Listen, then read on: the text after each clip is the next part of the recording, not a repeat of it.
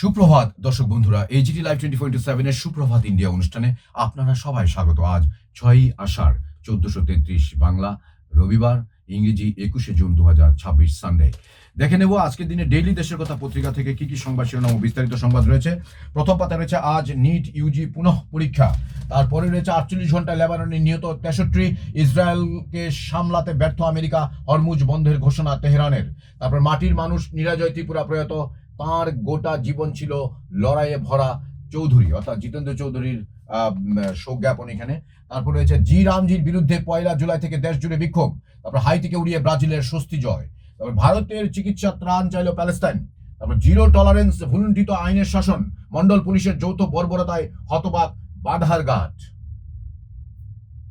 Daily দেশের কথা পত্রিকা থেকে আরো কি কি সংবাদ শিরোনাম রয়েছে একই পাতায় এখানে দেখে নিচ্ছি। স্মার্ট সিটির পরে এবার নাকি এআইসিটি, অর্থাৎ এবার নাকি এআইসিটি হবে আগরতলা। কথাগুলি শুনতে ভালো লাগে, মনেও রোমাঞ্চ জাগে, তবে গত কয়েক বছরের অভিজ্ঞতা তুলে ধরে সাধারণ মানুষ বলছেন কালো গর্ভে যেতে চলেছে জনপ্রিয় আগরতলা।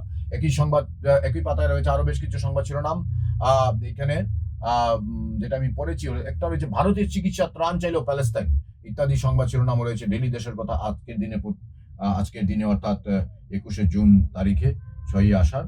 আর কি কি তারপরের পাতায় রয়েছে এখানে ডেইলি দেশের কথা তমাল শুক্লবৈদ্যের স্মরণ সভা ইত্যাদি। তারপর এখানে সরকারি অফিসের কোটি টাকা 9 গ্রেপ্তার আরো এক ইত্যাদি সংবাদ শিরোনাম রয়েছে। তারপরে মন্দিরের ছাদ ভেঙে নিহত 6, তারপরে কুমারঘাটে 500 কৃতীকে সংবর্ধনা এসএফআই এর ইত্যাদি সংবাদ শিরোনাম রয়েছে। তারপর পক্ষকাল ধরে বিদ্যুতের তার মাটিতে নিগমের গাফিলতিতে দুস্থ মহিলার দুগ্ধবতী গাভীর মৃত্যু। তারপর শোক বিশাল করে ক্ষেত মজুর নেতার জীবনাবসান। তারপর আরো সংবাদ শিরোনাম রয়েছে এখানে বিধায়ক তহবিলে নির্মিত মঞ্চের উদ্বোধন কদমতলায়। তারপর ডেইলি দেশের কথা 2 পাতায় রয়েছে আরো সংবাদ শিরোনাম এখানে। বিশেষ করে প্রথম পাতার পর বেশ কিছু সংবাদ রয়েছে, আপনারা পড়ে নিতে পারেন। বিশেষ করে দুষ্কৃতী তাণ্ডবে ক্ষতিগ্রস্ত গাড়ি, এই ধরনের সংবাদ ছবি দিয়ে আছে এখানে। তার ডেইলি দেশের কথা 3 পাতায় রয়েছে এখানে সাহিত্য সংস্কৃতির সংবাদ। বিশেষ করে রবীন্দ্রনাথ আপনি কেন এলেন ইতালিতে, অর্থাৎ প্রলয়েন্দু চৌধুরীর লেখা রবীন্দ্রনাথকে নিয়ে উনি ইতালিতে কেন গেলেন এই প্রশ্নবোধক চিহ্ন দিয়ে লেখাটি রয়েছে। দারুণ কৌতূহল জাগে পাঠকদের মনে, আপনারা পড়ে নিতে পারেন। পাশে রয়েছে বিবেক রক্ষিত পার্থ রায় ইত্যাদি অর্থাৎ কবিতা রয়েছে, আপনারা পড়ে নিতে পারেন। তারপর ডেইলি দেশের কথা পত্রিকা অর্থাৎ এখানে 5 পাতা রয়েছে সম্পাদকীয় ইতিবাচক। তারপর বিরোধী স্বর আটকাতে পশ্চিমবঙ্গে কঠোর আইন। তারপর 125 দিনের কাজের প্রতিশ্রুতিতে শ্রমিকের দাবির অধিকারকে দুর্বল করার আশঙ্কা। তারপর ভারতীয় নাবিকের হত্যার প্রতিবাদে উত্তরপ্রদেশে বিক্ষোভ। তারপর ভারত চন্দ্রনগর ব্লকে গণডেপুটেশন কৃষক সভার। তারপর মামলার পর্যবেক্ষণে সুপ্রিম কোর্ট আদালতে মহিলা আইনজীবীদের জন্য উপযুক্ত পরিকাঠামো জরুরি। তারপর পরিবহন শ্রমিকদের ধর্মঘটে স্তব্ধ হলো বাণিজ্য নগরী। তারপর টেলিগ্রামে নিষেধাজ্ঞা বহাল দিল্লি হাইকোর্টের।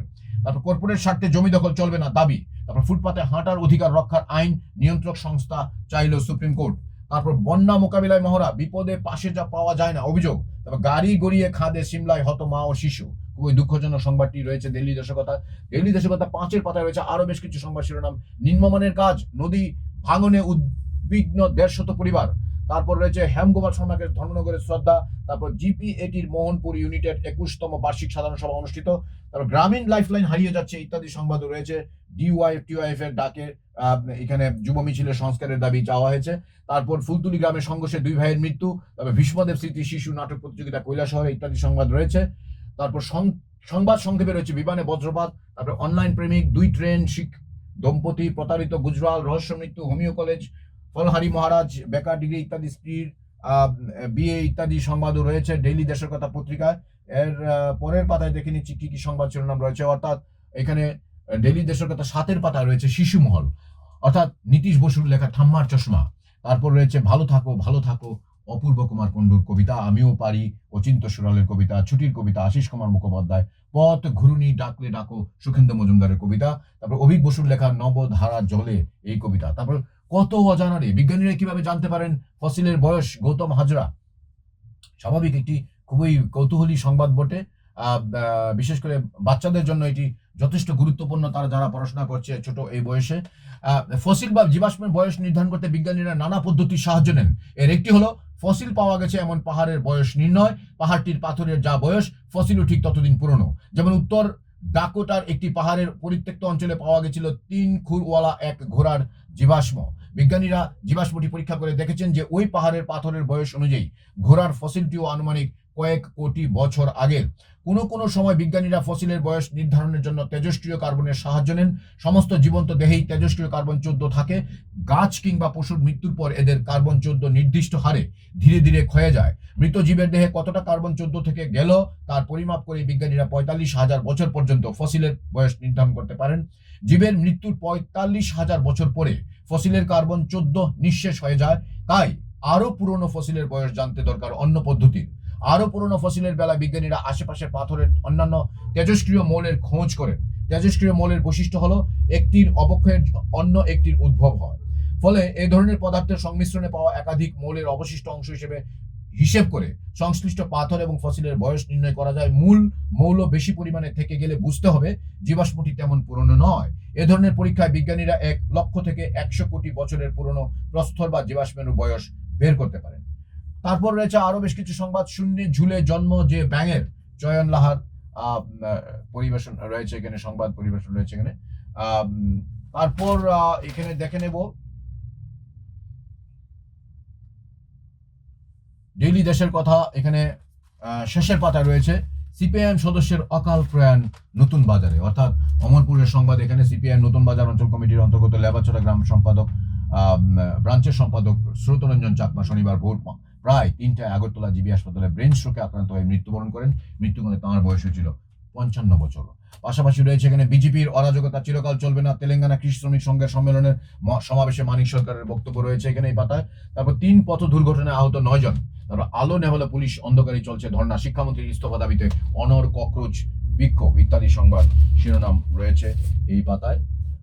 তারপর একই পাতায় শেষের ডেইলি দেশের কথা শেষের পাতায় রয়েছে আরো বেশ কিছু সংবাদ শিরোনাম। বিজেপি শাসনে অশান্তি বন্ধনী, মণিপুরে ইম্ফলে ছাত্র মিছিলে ঘেরাও মুখ্যমন্ত্রী, রাজ্যপালের গাড়ি। তারপর রাজ্যের 2 গবেষকের আন্তর্জাতিক সাফল্য ইত্যাদি সংবাদ রয়েছে শতদ্রু চক্রবর্তী এবং সঞ্জীব কর্মকারের। তারপর মূল্যবৃদ্ধির বিরুদ্ধে মিছিল সভা সোনামুড়া পানিসাগরের 4 স্থানে। এই সংবাদটি দিয়ে আজকের দিনে ডেইলি দেশের কথা পত্রিকা পাঠ এখানে সমাপ্ত করছি। আজ 21শে জুন বিশ্ব যোগ দিবস উপলক্ষে এইচডি লাইভ 24/7 এর পক্ষ থেকে আপনাদের সবাইকে জানাচ্ছি আন্তরিক শুভেচ্ছা ও অভিনন্দন। এবং আজ রবিবার দিনটি আপনাদের খুব ভালো কাটুক এবং আপনারা সবাই সুস্থ থাকুন, এই শুভেচ্ছা আমাদের তরফ থেকে রইল। দেখতে থাকুন HD live 24/7 YouTube, Facebook, WhatsApp এবং ইনস্টাগ্রামে। সবাইকে নমস্কার। যতন হাম্বাই খুলুম খা।